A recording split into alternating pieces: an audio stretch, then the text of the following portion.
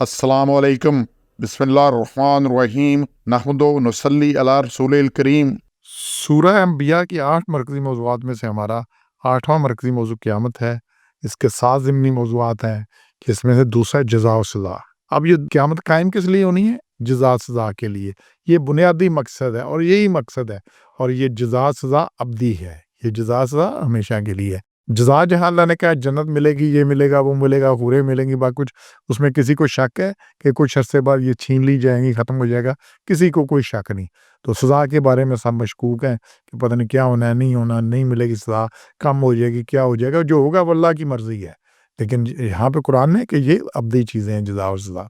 47 में है जी, किसी पर किसी का कोई ज़ुल्म ना किया जाएगा। किसी किस्म का कोई ज़ुल्म किसी पर नहीं होगा। इसमें है कि क़यामत के दिन फला तुज़लमु नफ्सुन शैआ, तो किसी पर कोई ज़र्रा बराबर किसी पर ज़ुल्म नहीं होगा, और वहाँ पे हालात बड़ी सख्त होंगे क़यामत के दिन। हज़रत आयशा रज़ियल्लाहु ताला अन्हा ने रसूलुल्लाह से दरियाफ़्त किया कि क्या क़यामत के दिन आप अपने अहल-व-इयाल को याद रखेंगे? तो आप सल्लल्लाहु अलैहि वसल्लम ने फरमाया कि क़यामत में 3 मकाम ऐसे होंगे जहाँ कोई किसी को याद ना करेगा। एक, जब मीज़ान अदल के सामने अमाल वज़न के लिए हाज़िर किए जाएंगे, हर एक को अपनी पड़ी होगी। जब नामा माल उड़ाए जाएंगे कि दाएं हाथ में आया या बाएं में पुश्त की तरफ से। और तीसरा मकाम पुलिस राह से गुजरने का है, जब तक पार ना हो जाए किसी को किसी की याद ना आएगी।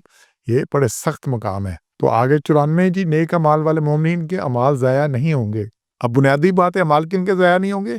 जो नेक अमाल वाले मोमिन है। ये साइड को देखे, फमन यामल मिस्ल सालिहाति फहुव मुमिन वला कुफरान। तो जो भी कोई नेक अमल करेगा, मिनत सालिहात, नेक अमल करेगा, वाह हुआ मोमिन, लेकिन ईमान वाला, तो उसके अमाल ज़ाया नहीं होंगे, उसकी कोशिश ज़ाया नहीं होगी। लेकिन जो नेक अमाल ख्वाह हों लेकिन मोमिन नहीं है, और जो मोमिन है उसके नेक अमाल नहीं, तो उसका तो वज़न ही कोई नहीं हो, जब है ही नेक अमाल। और नेक अमाल बड़े किए हैं दुनिया में, बड़े लोगों का फ़ायदा उठाया, बड़े अस्पताल बना दिए, गंगाराम बन गया, गुलाब देवी बन गया, मदर टेरेसा बन गया, बहुत कुछ कर लिया, लेकिन ईमान नहीं था। तो क्या होगा?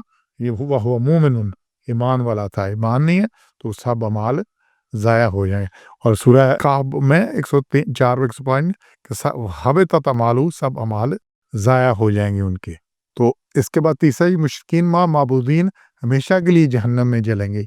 98-99 में कि जो जितने भी हैं ये सारे के सारे मुश्रिकीन अपने माबूदीन के साथ, जितने भी जिनको मानते थे, जिन्होंने भी कहा था कि मैं मानो, जिन्होंने नहीं किया, कहा था उनकी बचत है, जिन्होंने कहा था उन्होंने अपनी परस्तिश कराई, अपनी बात मनवाई, उनके साथ यही कुछ होना है।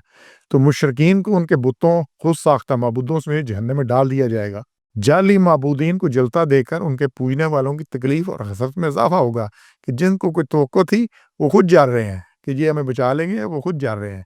ये एक आग का ईंधन बनकर इसकी शिद्दत और अजाब में इजाफा करेंगे, तो इसलिए वहां पे कुछ नहीं होना। और फिर चौथा नुक्ता है जनाब, इसमें जहन्नम में तकालीफ से सख्त चीखो पुकार बरपा होगी। ये 100 नंबर में है। तो चूंकि जहन्नम में बड़ी ज़्यादा तकालीफ होंगी और अजाबात होंगे, तो चीखो पुकार इतनी ज़्यादा होगी कि कोई कुछ सुन ही ना सकेंगे कि क्या कुछ है।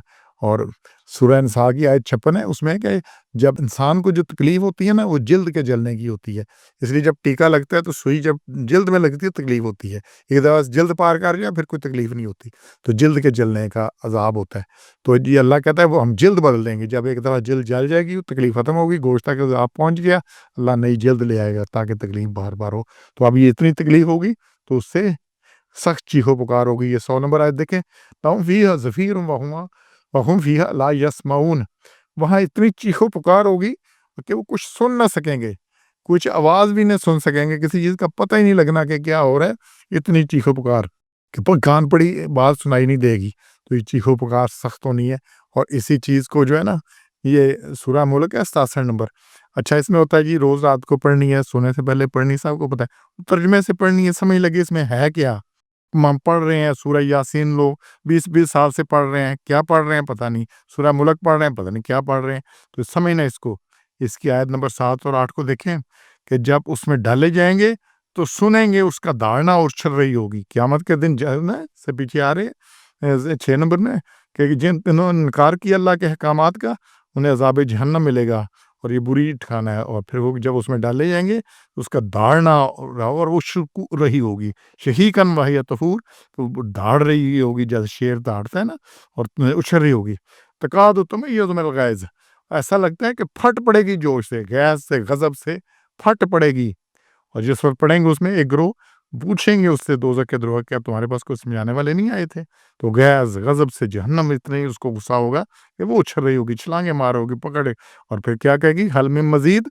جب اس میں ڈالے جائیں گے وہ جیسے ہی ویگنوں والے بسوں والے چلتے ہیں نا پرائیویٹ، وہ جی کیا سواری پوچھتے ہاں جی ساری اندر سے خالی ہے، پورا بیڑا خالی ہے، چھت خالی ہے. تو یہ پوچھے گی جہنم کہ اللہ اعلیٰ کچھ اور بھی ہے، میں تو فارغ ہوں.